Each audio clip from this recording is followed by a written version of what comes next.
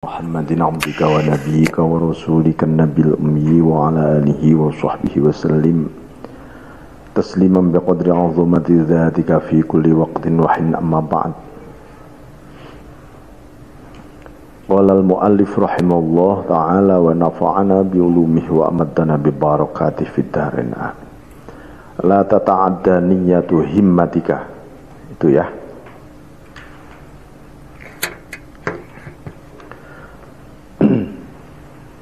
La tata'adda niyatu himmatika ila ghairihi fal karimu la tatakhattahul amal. La tata'adda niyatu himmatika, janganlah engkau menyimpangkan niat cita-citamu itu ila ghairihi, kepada selain Allah. Jadi jangan melampaui, ya, jangan melampaui niat itu kepada selain Allah, hasrat kita.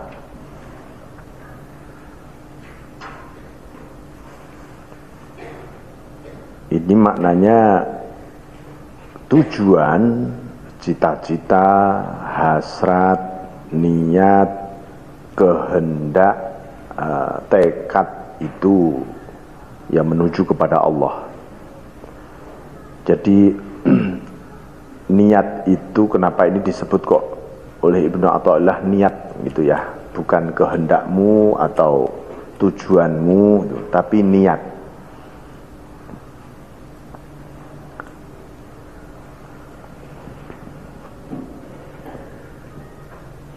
Nah, niat itu memang simpul terakhir dari seluruh perjalanan kehendak seseorang. Sebelum muncul niat, itu namanya muncul dulu di dalam diri kita, namanya khotroh.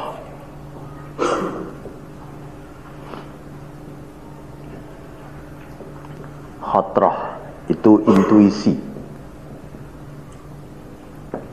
Intuisi paling dalam, namanya khotroh. Khotroh ini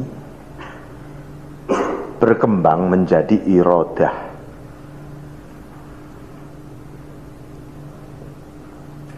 Ini namanya baru kehendak. Iradah ini nanti berkembang menjadi namanya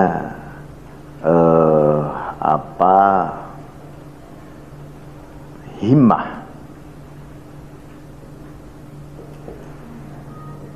Cita-cita. Cita-cita berkembang menjadi al-azmu, azmun. Tekad. Tekad berkembang menjadi qasdu.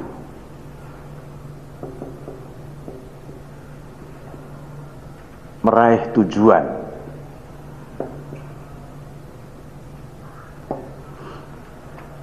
Qasdun ini baru ada namanya niat. Niat. Jadi sebelum tiba-tiba seseorang itu muncul niat, ini diawali dengan ini tadi, perjalanan ini sampai niat. Kenapa di niat ini berhubungan, berbarengan dengan fi'lun, perbuatan.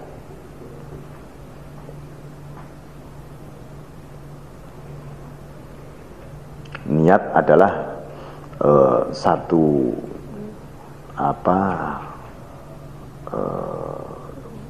upaya di dalam batin kita yang bareng dengan perbuatan.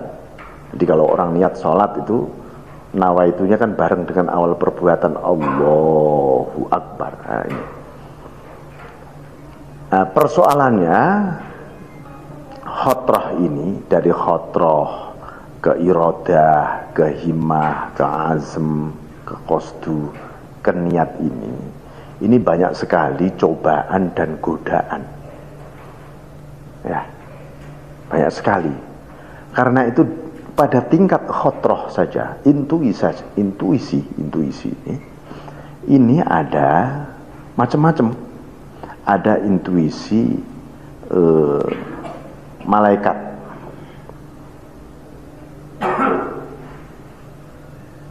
ada intuisi kemalaikatan masuk, ada intuisi setan, ada syaitoniyah membisik betul di sini. Ada intuisi nafsaniyah, nafsu.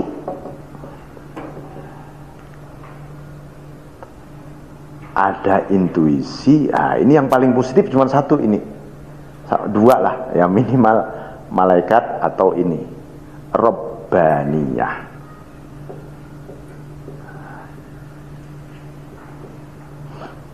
Robbaniyah. Ketika manusia ini ada intuisi robbani, ketika berkembang menjadi kehendak, intuisi robbaniyah ini benar nggak ini nanti akan menjadi hasrat kehendak kita? Jangan-jangan mandek di sini dengan berbagai alasan. Ya, ntar dulu, atau saya masih begini, macam-macam manusia di sini. Begitu juga ujian robbaniyah jadi himmah robbaniyah apa enggak? Jadi azm robbaniyah apa enggak?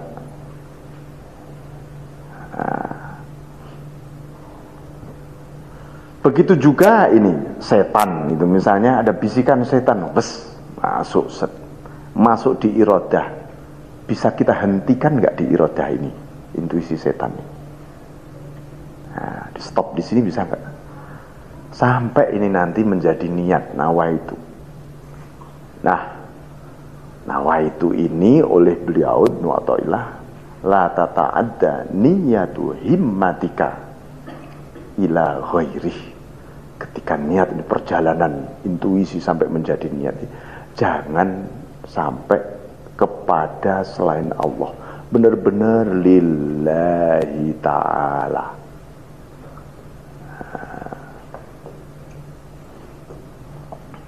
Jadi itu artinya apa?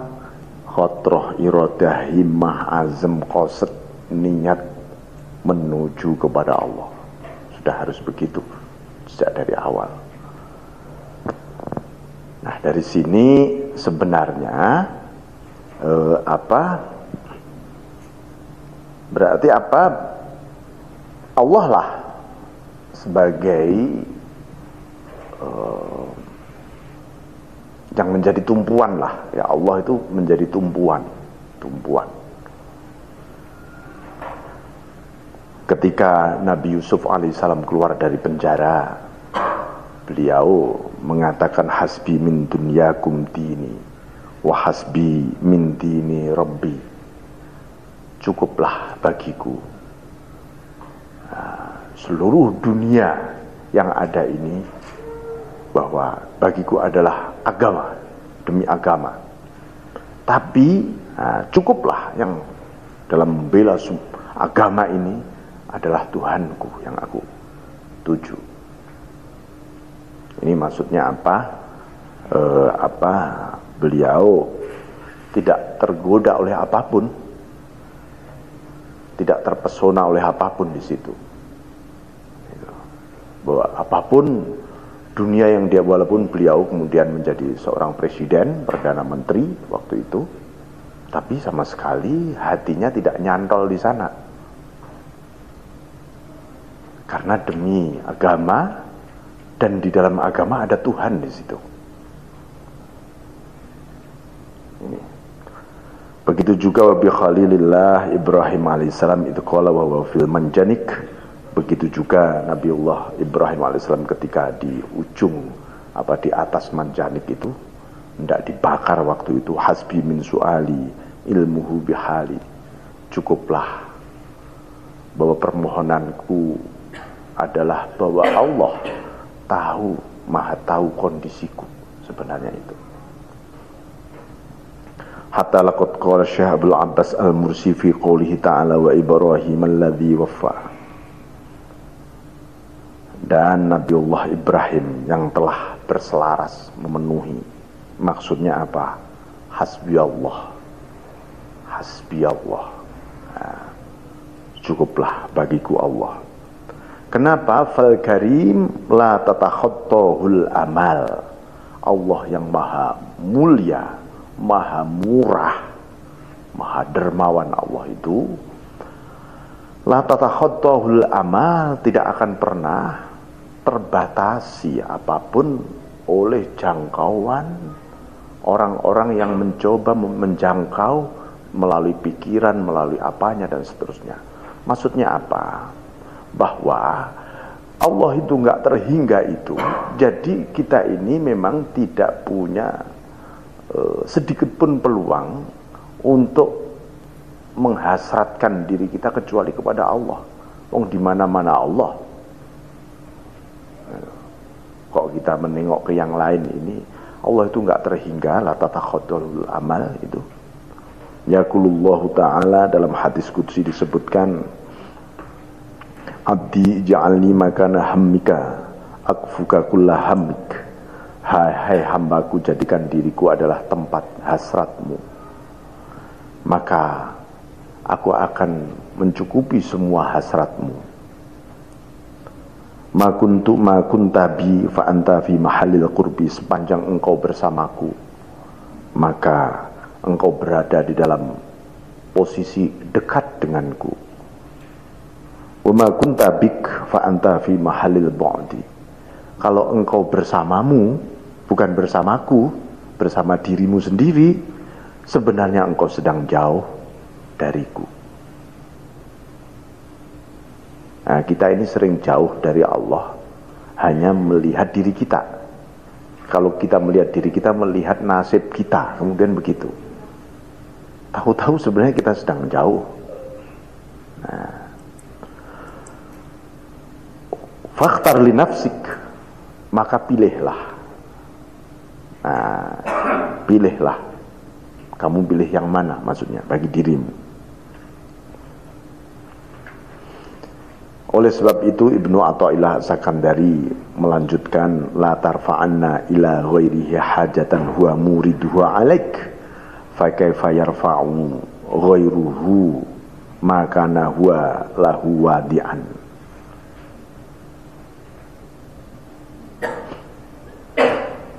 La tarfa'anna ilaihi ila ghairihi hajatan, janganlah engkau melaporkan, ya, jangan mengadukan laporan Anda, kebutuhan Anda selama ini kepada selain Allah. Kenapa begitu? Karena yang menumbuhkan kebutuhan kepada kita tadi, ya Allah sendiri. Jadi kita ini sedang terjepit, sedang terdesak dan seterusnya. Kenapa ya saya kok terdesak? Ya dari Allah itu tadi. Nah, kalau itu dari Allah, yang menyelesaikan Allah juga. Fa kaifa yarfa'u ghairuhu makana huwa lahu wadi'an. Bagaimana yang lain selain Allah bisa menyelesaikan di mana dia sendiri, itu ya. Dia, Allah sendirilah yang sebenarnya meletakkan itu tadi, hajat itu tadi. Karena itu malayastati'u ayarfa'a hajatan an nafsih fa kaifa yastati'u ayyakuna laha an ghairihi rafi'an. Siapa saja yang tidak mampu menghilangkan hajat dirinya. Manusia itu nggak bisa menghilangkan hajat diri kita sendiri, kebutuhan kita. Saya lapar misalnya, itu kebutuhan saya misalnya. Saya haus, saya butuh haus. Apakah saya bisa menghilangkan rasa hausku, rasa laparku? Nggak bisa. Kelihatannya sih bisa, oh ya gampang ke warung. Kalau Allah menghendaki makan berapa itu, satu tumpeng gede gitu, Allah nggak menghendaki kenyang, ya nggak akan pernah kenyang. Laparnya nggak pernah dihilangkan. Jadi manusia itu tidak bisa menghilangkan sifat butuhnya sendiri, itu nggak bisa. Loh kalau begitu ya bagaimana bisa menghilangkan butuh atau sifat atau hajat orang lain? Tetap saja yang menghilangkan itu Allah. Bismillahirrahmanirrahim. Wa iyamsaskallahu bidurrim fala kashifa lahu illahu wa iyuridka bi khairin fala radda li fadlih. Jadi manusia ini punya sifat lemah, fakir, hina, dhaif, tak berdaya itu. Jadi dan sangat terbatas. Tentu menyelesaikan soal dirinya juga nggak bisa. Yang menyelesaikan adalah yang memberi masalah itu sendiri. Siapa yang memberi masalah? Ya Allah kepada kita untuk diuji, dicoba dan seterusnya. Jika Allah memberikan bahaya, maka tidak ada yang bisa membuka kecuali Dia. Wa yuridka bi khairin, kalau Allah menghendakimu kebaikan, tak satu pun bisa menolak anugerahnya Allah. Nah ini.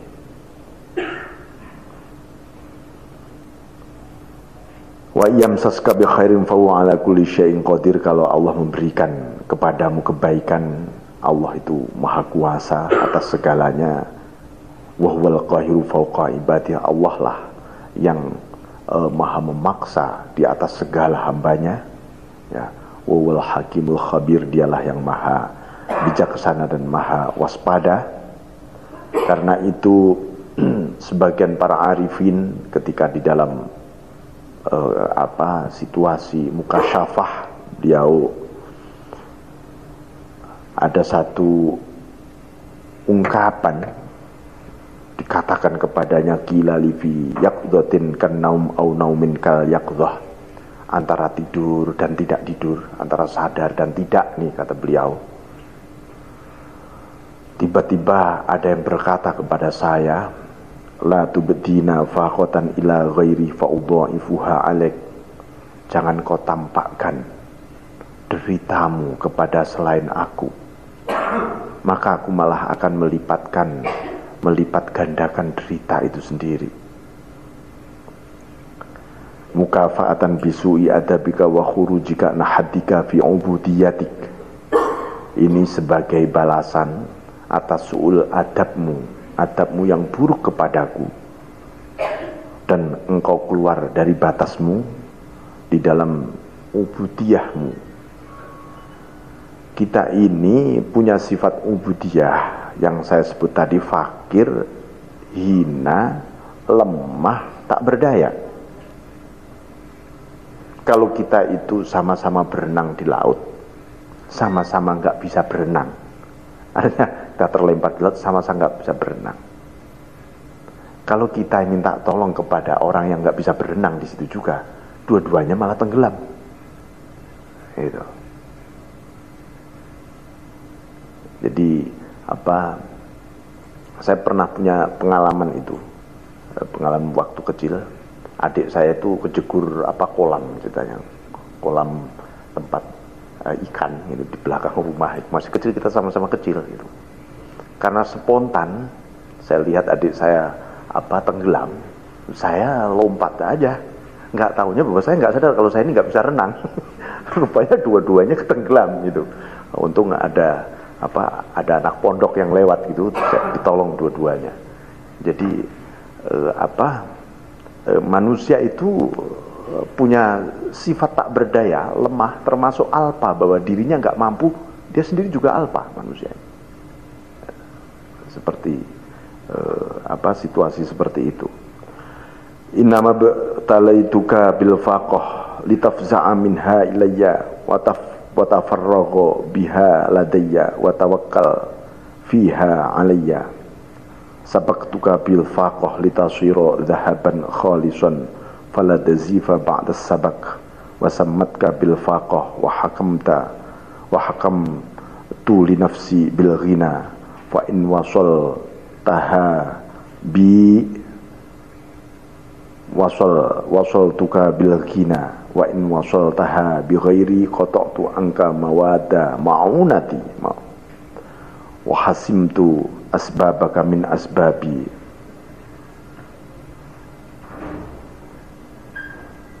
rodan laka ambabi faman wakalathu ilayya malika wa man wakalathu ilaihi halaka. Jadi karena itu aku memberi cobaan kepadamu dengan sifat butuh, kesadaran sangat butuh banget kepada Allah. Itu karena supaya kamu lari kepadaku. Dan ketika lari, engkau mengajukan semua masalahmu kepadaku, menyerahkan semuanya kepadaku. Aku ini menggosok ya, masalah itu sebenarnya Allah sedang menggosok kita, digosok ya, supaya mengkilat. Litasira dhahaban khalisan, seperti emas yang murni betul. Sehingga setelah itu tidak ada lagi keburaman. Begitu juga aku beri kalian ini faqah, rasa butuh itu. Aku menghukumi, artinya memberi statement kepada diriku bil ghina, sifat maha cukup, tidak butuh. Supaya apa? Kita menyadari bahwa kalau Allah itu al-ghaniyu, maka kita memandang al-ghaniyu berarti kita ta'alluq. Jadi ada dua hal ya, mungkin soal ta'alluq, tahakkuk.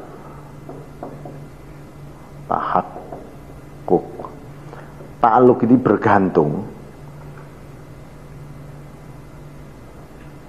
Ini harus kita wujudkan, bergantung kepada apa? Sifat rububiyahnya Allah.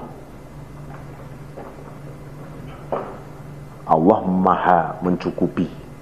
Hati kita harus menggantung kepada maha cukupnya Allah, maha mulianya Allah, maha kuasanya Allah, maha kuatnya Allah. Itu ta'alluq. Tahakkuk, apa yang kita wujudkan, mewujudkannya sifat ubudiyah.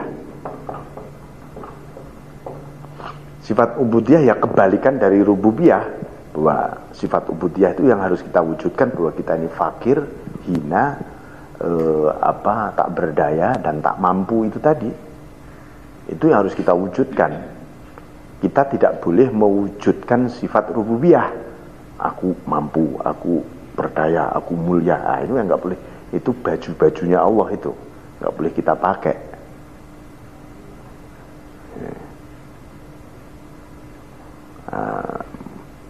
Nah ini kemudian kalau di barat malah dipakai itu, ya, dalam pelatihan manajemen mereka kan, aku bisa, aku hebat, aku kuat.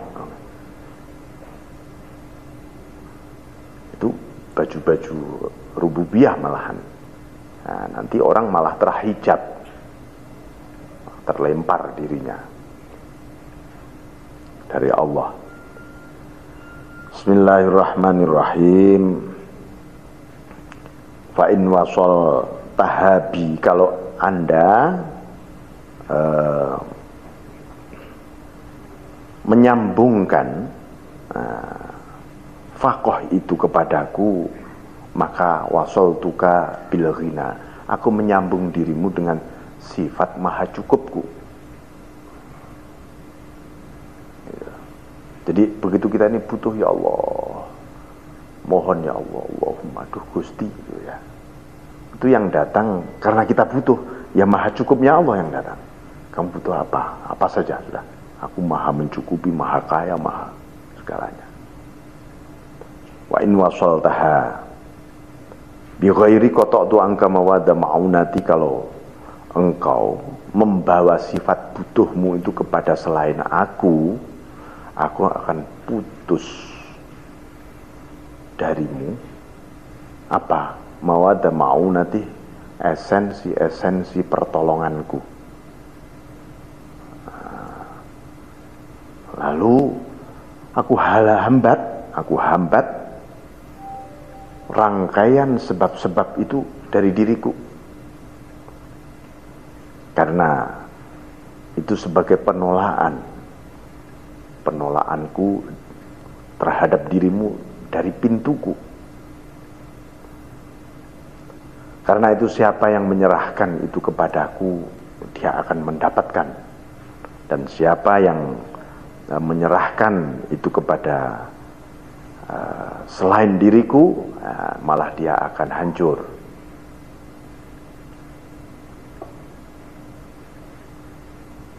Jadi inilah disebutkan para sufi istighatsatul makhluk bil makhluk kastighatsatil masjun bil masjun.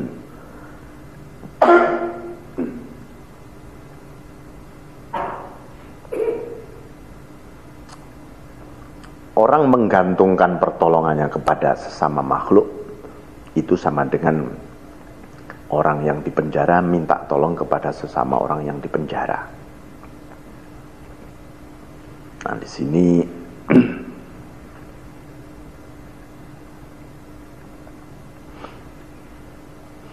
ada satu munajat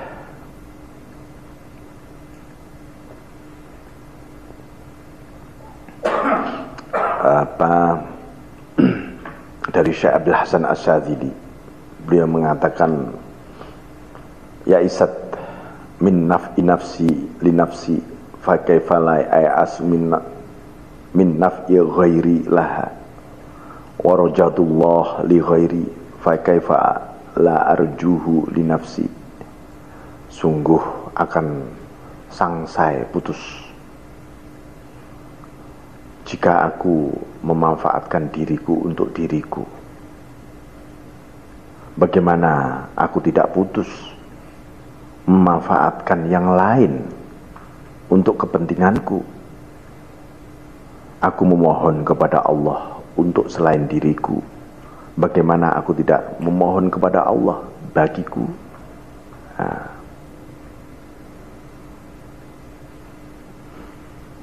Jadi ini gambaran iktifa billah sebenarnya.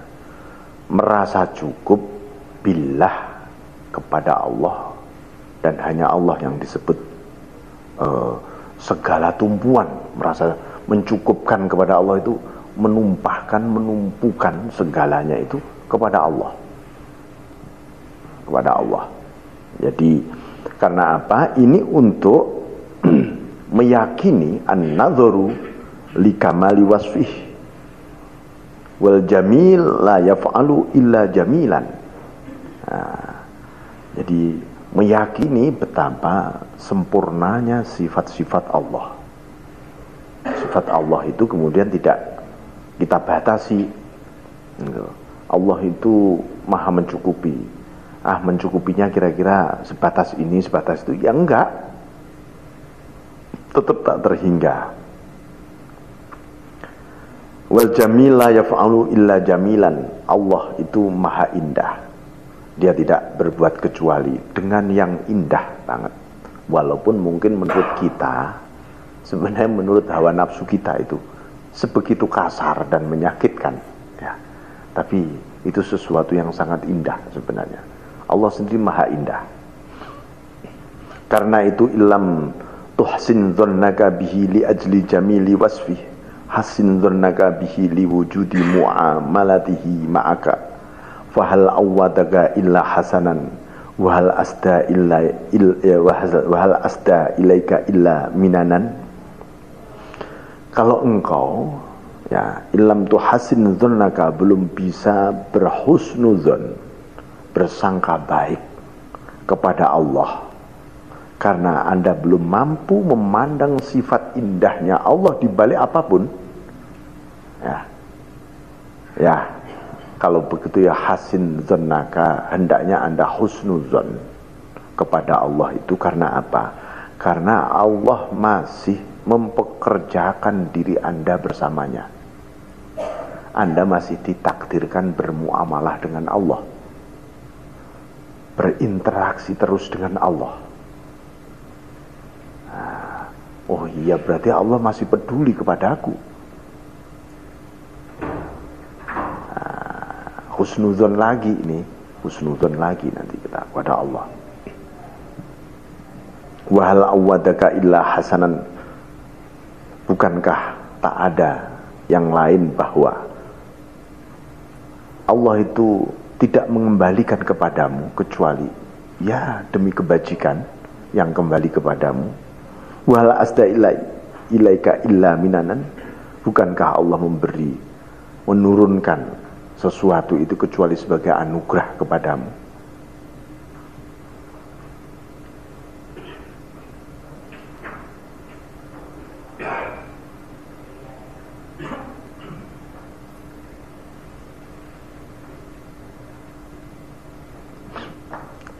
Jadi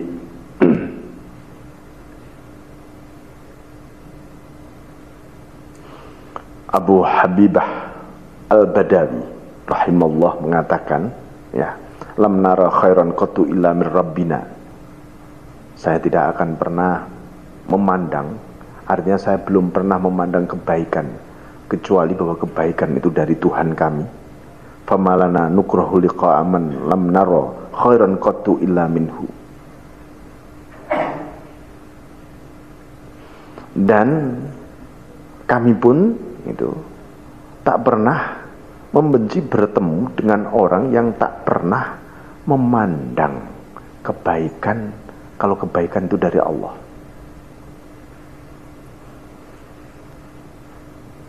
Jadi kenapa? Ya dia belum bisa memandang kebaikan dari Allah itu sebenarnya ya takdirnya Allah juga. Gitu. Begitu itu takdirnya Allah juga. Allah memang masih mentakdirkan si A, si B sebatas itu. Nah dari situ kita bisa lalu berdamai dengan diri sendiri. Berdamai dengan diri sendiri. Tugas kita ya mendoakan, memohonkan ampunan, ya memberi barangkali nasihat, saran dan seterusnya, sambil tetap memohonkan kepada Allah. Ini. Jadi Rasulullah bersabda, ahibbullah lima yaghdukum bihi min ni'amih wa ahibbuni bihubbillah. Cintailah Allah karena betapa banyak nikmat-nikmat yang dikonsumsikan kepadamu, dan cintailah aku dengan mencintai Allah. Jadi mencintai Rasulullah itu ya pasti caranya harus mencintai Allah. Pasti akan mencintai Rasulullah. Karena Rasulullah adalah sebenarnya representasi par excellence, ya, paling utama, paling tinggi dari seluruh hamba Allah ini dalam soal mencintai Allah. Seperti itu. Makanya siapa Rabi'ah Al-Adawiyah, ya, beliau mengatakan uhibbuka hubban. Oh Tuhan, aku mencintaimu dengan dua cinta. Hubbal hawa wa hubban li'annaka ahlun lidzaka. Hubbal hawa, saya mencintaimu karena benar-benar aku ini kasmaran kepadamu. Dan aku mencintaimu karena engkau memang layak dicinta. Artinya sungguh durhaka, dusta kalau orang tidak mencintaimu, itu dusta sebenarnya. Yang paling layak dicinta itu engkau. Fa amal ladzi huwa hubbul hawa fashughli bidzikrika amman siwak. Rasa kasmaranku itu adalah aku terus menerus berzikir, sibuk mengenang, berzikir mengingatmu. jauh dari selain engkau. Wa malladzi anta ahlun lahu faqashfuka lil hujb hatta araka. Sedangkan engkau ini pantas dan paling layak dicinta, sebab engkau akan membukakan hijab sehingga aku memandangmu. Walaka hamdan fi dha wala dhakali walakin lakal hamdu fi dha wa dhaka wala hamda fi dha wala dhakali. Dan itu semua pujian-pujian pun dan yang lain-lain tetap tak layak bagiku, tetapi walakin lakal hamdu, pujian itu hanya layak bagimu di dalam fidha wadhaka, dalam hal apapun, baik engkau dirindukan maupun engkau layak untuk dirindukan. Jadi segala situasi kondisi apapun, hamba butuh terus menerus kepada Allah. Butuh, rasa butuh ini masya Allah harus kita pelihara. Ya Allah, aku ini butuh engkau ya Allah. Butuh banget gitu. Apa saja gitu. Butuh gitu. Ini nafas kita ini naik turun. Orang itu nafasnya biasanya 1 menit sekian kali gitu. Loh, ini kok nafas saya lebih cepat ini. Itu aja sudah nggak karuan kok. Ya, apalagi detak jantungnya, ini kok lebih cepat ini detak jantung. Kita terus menerus butuh banget, butuh Allah. Dan hajat manusia itu banyak sekali. Kenapa banyak? Supaya manusia butuh Allah sebenarnya. Karena itu diberi banyak kebutuhan. Ya juga diberi masalah juga oleh Allah, supaya menyadari kamu ini butuh kepadaku. Ini. Karena itu al-ajabu kullal ajab mimman yahrubu mimma lam fikaka lahu anhu wa yatlubu ma la baqa lahu ma'hu fa innaha la ta'mal absar walakin ta'mal qulubul lati fis sudur. Sungguh mengherankan sekali kepada orang, dibanding tak ada yang lebih mengherankan maksudnya, atau sangat mengherankan bagi orang yang lari dari sesuatu yang dia sendiri tidak bisa lepas dari sesuatu itu. Satu apa yang nggak bisa kita lepas? Sifat butuh. Tadi contohnya. Itu manusia pengen lari kan dari sifat butuh itu. Saya tak lari dari sifat butuhku, mencari sesuatu hingga saya nggak butuh lagi terhadap sifat butuh itu sendiri. Ya nggak bisa. Mengherankan kalau ada orang begitu. Begitu juga sesuatu yang tak bisa kita hindari itu apa? Ya Tuhan kita, Allah ini. Tapi manusia seringkali lari dari Allah, padahal dia sendiri nggak bisa lepas dari Allah. Nggak bisa manusia yang lepas dari Allah, tapi pengennya lari dari Allah. Wa yatlubu ma la baqa lahu ma'ahu, dia mencari sesuatu yang tak abadi. Ya, mala baqalahu ma'ahu. Jadi ada Allah yang abadi, dia mencari sesuatu yang tidak abadi. Karena itu dalam Al-Quran disebutkan, fa innaha la ta'mal absar walakin ta'mal qulubul lati fis sudur. Sungguh apa yang buta itu bukan mata kepala, tetapi yang buta itu adalah mata hati yang ada di dalam dada.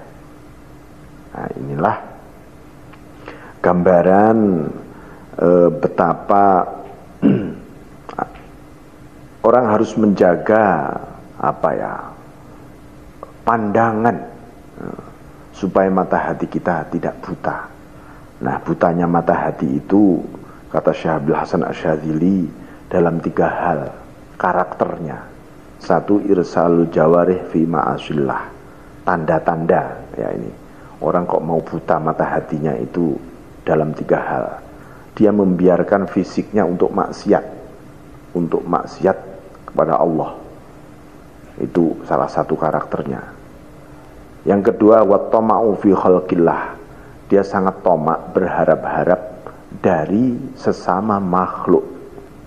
menggantungkan nasibnya pada makhluk apapun ini, kalau enggak karena si dia, karena si ininya, kayaknya enggak bisa hidup dia. Nah itu tandanya orang mulai buta mata hatinya.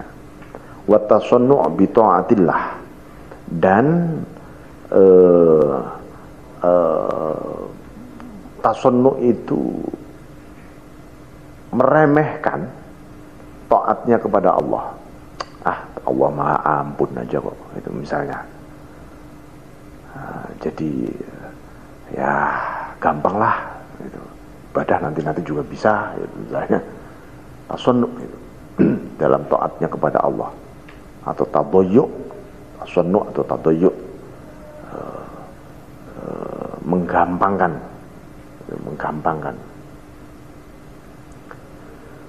Faman idda'al basirah ma'a wahidatin min hadhihi faqalbuhu hadathun lidhununin nafsi wa wiswasis syayatin wa wiswasis syaitan.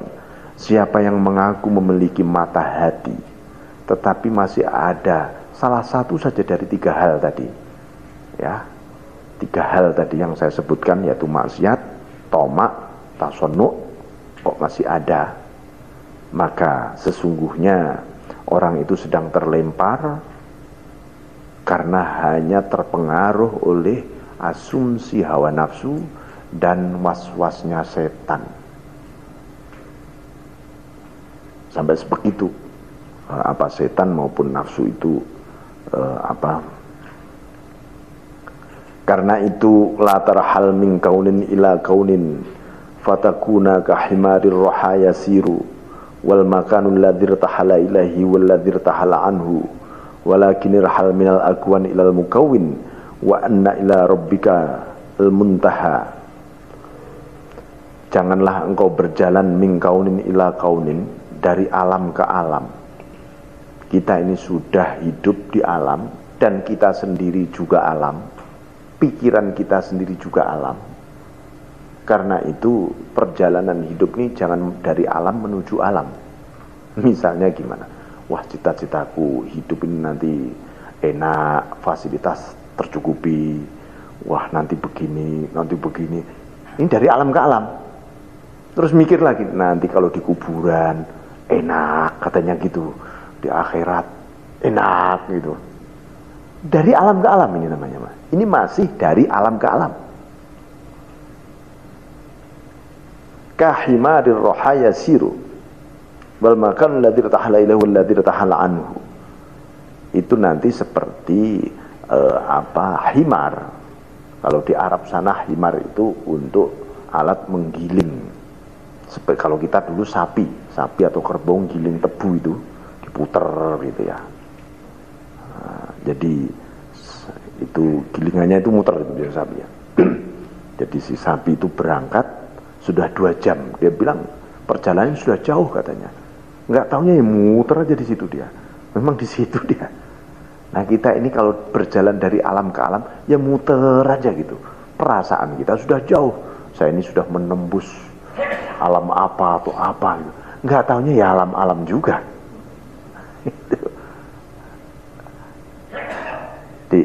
Di dalam ubudiyah, di dalam perjalanan rohani kita, walakinir hal minal akwan ilal mukawwin, tapi berjalanlah dari alam menuju sang pencipta alam, mukawwin, yang menciptakan alam. Ya Allah, aku menuju kepadamu. Dah, harus begitu. Nggak usah dipikir dunianya kayak apa, kuburannya kayak apa, akhiratnya kayak apa. Nggak usah dipikir. Aku menuju kepadamu, titik. Karena engkau yang menciptakan semua ini, sudah.